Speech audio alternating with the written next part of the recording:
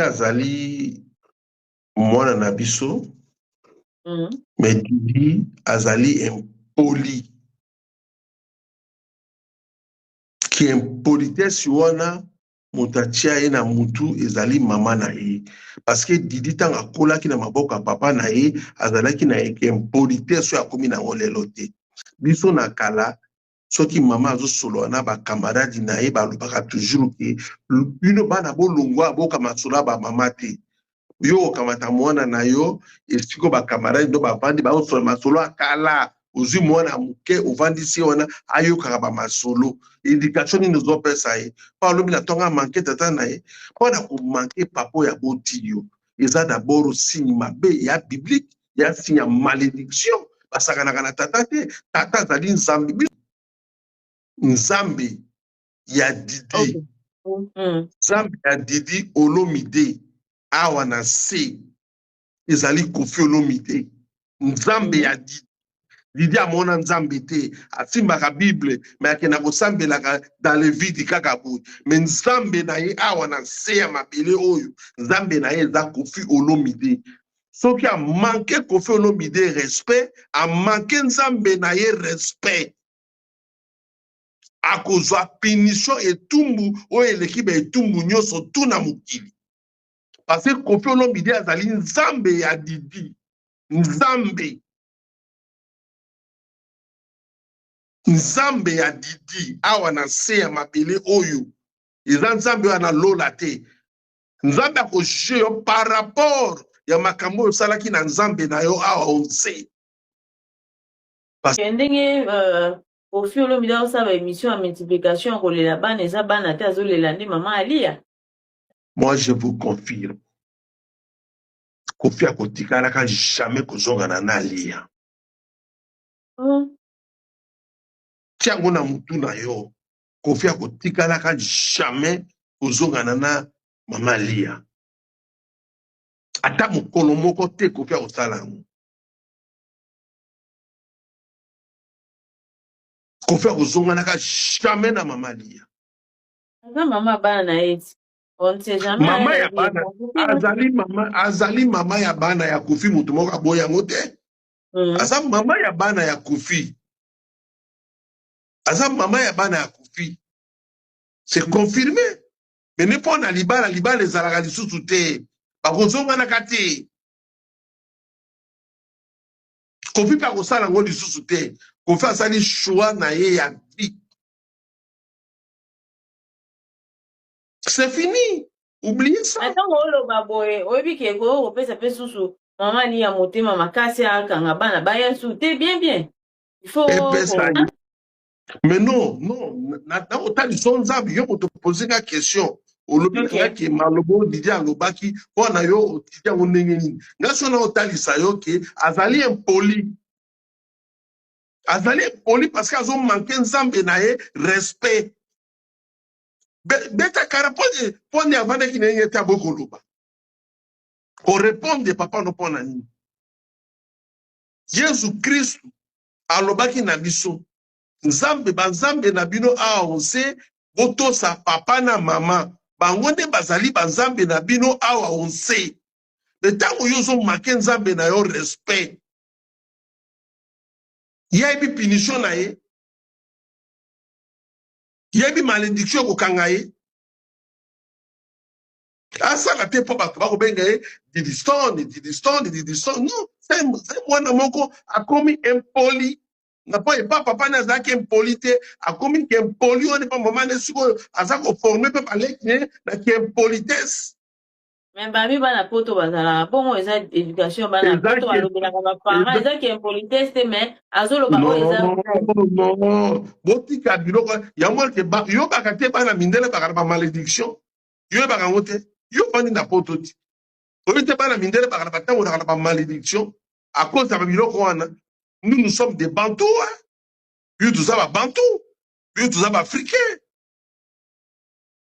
puis tout ça va africain banzambe na biso eza baparent na biso bana ebele omoni bango na afrika lelo batelengani bazozwa te omona mwana kusi 40 ans mosala te 40 ans azozwa vi te 50 ans azozwa vi te parce que bapapa balakela bango mabe bafinga bapapa, babeta bapapa, batosa bapapa te.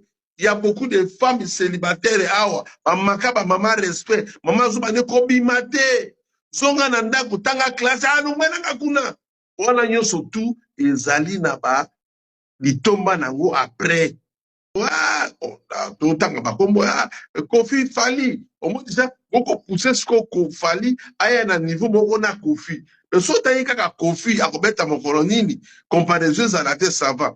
Go Kofi na nyoka longo boko comparer magi nyoka longo za grand frère na ye mais na musique nyoka longo yemo pa kozala conscient que o Kofi abeta nga nyoka longo na beta te.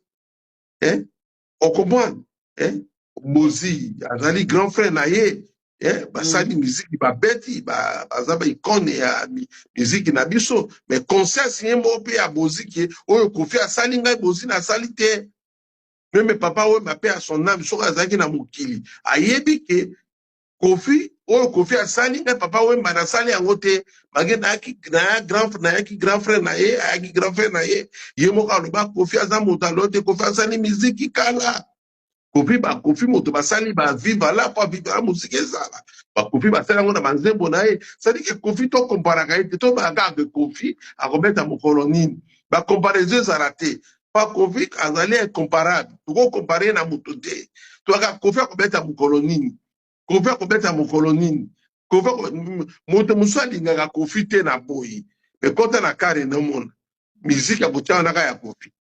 Pour banakita magazeti gars central ani ko changer musique te boko to na motema keme me mutu nanga oyo ya lobi nanga kuna kaninga Kofi te meto koti na tada wa demite kitambo ti gars central akangi misu vio ko sala accident a fungoli misu kangi misu mota pe di musique ya après au moins tu na epete ke yo lobi kuninga mutu te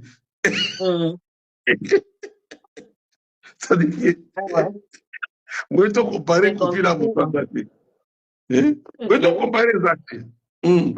Moi, je comparer les actes. Je leur dis, et je suis fier de le dire, droit dans les yeux, il n'y a pas un enfant à moi à qui j'ai fait mal. C'est ta perception. Peut-être qu'eux ont été blessés par des agissements que toi, tu t'en es pas rendu compte. Non, attends. Je peux avoir fait un acte dans la rue, dans un pays dont mon enfant n'a pas été fier, ça c'est une chose. Mais lui faire mal directement, comme vous dites quoi? Rien. Moi, on me reprochait de jamais me fâcher contre mes enfants, de ne jamais les engueuler. C'est le reproche qu'on me faisait. Donc voilà. Et moi, je ne sais pas lequel de mes enfants qui me doit un pardon. Je ne sais pas lequel. Donc je le dis ici publiquement. Non, je n'ai jamais rien fait à un de mes enfants. Il y a peut-être une situation, par exemple le cas de Didi, sans filtre, parlons, c'est peut-être la séparation avec sa maman, le divorce. Peut-être qu'il a fâché. Mais je ne lui ai rien fait à elle. Que les gens comprennent bien. Je ne lui ai rien fait à elle. En tant qu'enfant de parents qui se sont séparés, en fait, souvent, je pense que les parents ont tendance à oublier que l'histoire que vous vivez, vous, les parents, vous vous dites, OK, moi, je vis une histoire avec la mère, je blesse peut-être la mère, mais je ne blesse pas les enfants. Mais à travers la manière dont on blesse la mère, l'enfant reçoit la blessure aussi. Bon, quand toi, tu es une femme, hein, oui. Mais quand ta femme te demande 10 fois, 20 fois, pour chaque querelle, pour chaque petite chose, ou même grande chose. Non, je veux divorcer. Elle te demande ça tout le temps.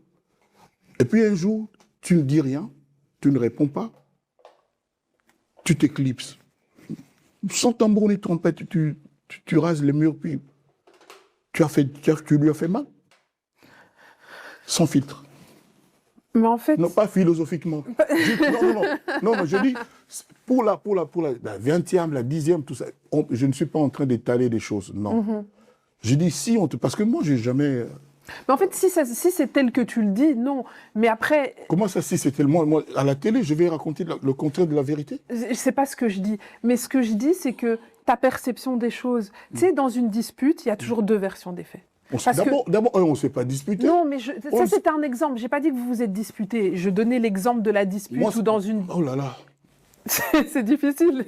Pourquoi tu parles de dispute? Il n'y a pas eu de dispute. C'est pas ce que j'ai dit. Bon, Ah, alors si, dans j'ai un... cru entendre le mot dispute. Oui, mais je ne disais pas que vous vous êtes disputé, je donnais l'exemple. C'était une quoi? métaphore pour dire que dans une dispute ou dans un débat, il y a toujours deux versions des faits, parce qu'il y a deux personnes. Mais ça ne me concerne pas, parce qu'il n'y a pas eu de dispute. Oui, je sais qu'il n'y a pas eu de dispute. Ça ne me concerne pas, il n'y a pas eu de dispute du tout. Moi, je suis un type silencieux. Moi, dans ces cas-là, c'est le silence qui me sert de réponse.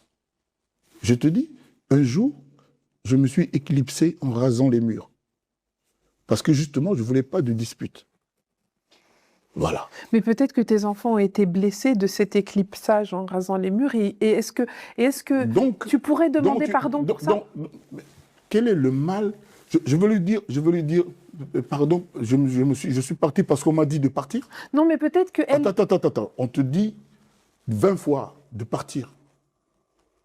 Et au final, un jour, poliment, discrètement, mais pourquoi en se faisant tout petit.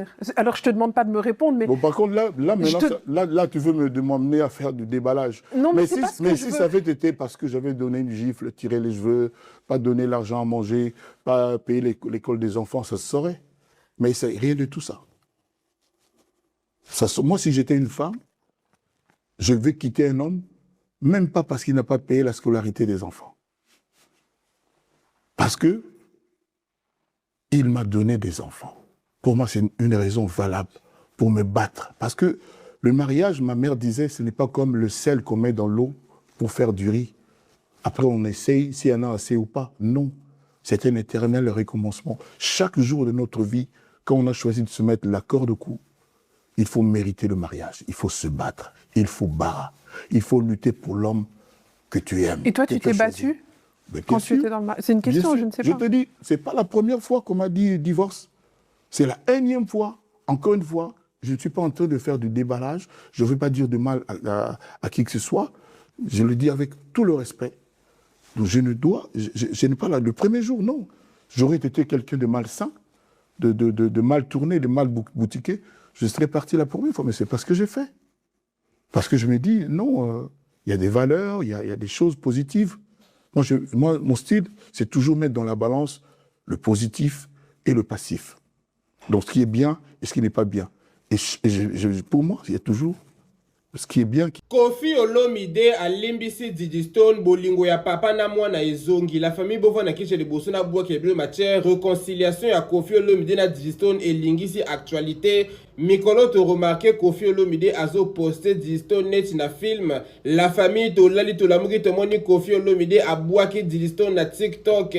A bwa ki commentaire ma fille chérie. En tout cas la famille c'est ça qu'on dit. Singa famille et benda na kamikata na kati la chim courage. Est-ce que vous sepeli na réconciliation ya Koffi Olomide na Diddy Stone botia na commentaire. Bao bazo comprendre bien de la famille vous la surpris. Diddy Stone a kosa la levée de rideau na concert ya Koffi Olomide ozo likana prochainement. En tout cas courage la famille. Batebele balobie Koffi Olomide azo utiliser pour la stratégie marketing. Batebele ba qualifier ngo comme quoi Koffi Olomide azo utiliser moi né Diddy Stone pour la communication à concert. Batemiso su balobie sûrement Koffi Olomide à se rendre compte qu'avec l'âge, il faut savoir pardonner les choses. Alimbisa moi né Diddy Stone te pourquoi. En tout cas courage la famille. Bino moi na on deni la team courage. Est-ce que Koffi Olomide a limbisi moi na ina kata sincérité ou bien Koffi Olomide a limbisi Diddy Stone kaka na cadre à promotion et à concert na ye. En tout cas courage la famille non ko boke bien matière ko bo santé ko pesa sa vie na commentaire ko.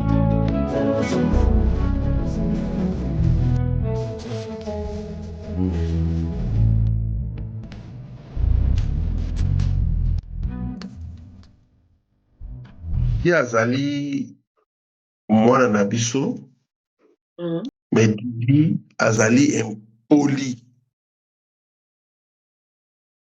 Ki impolitesse wana mutatia ye na mutu ezali mama na ye. Parce que Didi tanga kola ki na maboka papa na ye azalaki na ye impolitesse ya komi na olelo te. Biso na kala soki mama azo solo na ba camarade na ye ba lobaka toujours ke bino bana bolongwa boka masolo ba mama te. Yo kamata mwana na yo esiko ba camarade do ba vandi ba solo masolo akala ozwi mwana muke ovandisi wana ayoka ba masolo indication ni nous opesa ye pa lobi na tonga manke tata na ye pona ko manke papo ya botiyo eza d'abord signe mabe ya biblique ya signe ya malédiction basakanaka na tata te. Tata azali nzambe. Nzambe ya Didi. Nzambe ya Didi Olomide awa na se ezali Koffi Olomide. Nzambe ya Didi. Didi amona nzambe te, asimbaka Bible, mais akena kosambelaka dans le vide kaka boye. Mais nzambe na ye awa na se ya mabele oyo, nzambe na ye eza Koffi Olomide. Soki a manqué Koffi Olomide respect, a manqué nzambe na ye respect. A kozwa punition etumbu oyo eleki ba etumbu nyonso tuna mokili. Parce que Koffi Olomide azali nzambe ya Didi. Nzambe.